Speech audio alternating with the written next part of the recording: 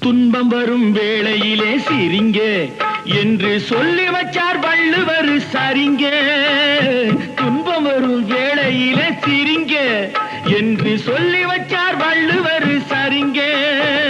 பாம்பு வந்து கடிக்கையில் பாழு உடல் துடிக்கையில் யார் முகத்தில் பொங்கி வரும் சிரிப்பு.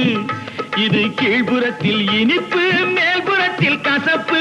பட்டினத்தார் கையில் உள்ள கரும்பு. இது பட்டினத்தார் கையில் உள்ள கரும்பு. நான் சிரிக்கிறேன் சிரிக்கிறேன் சிரிப்பு வல்லே.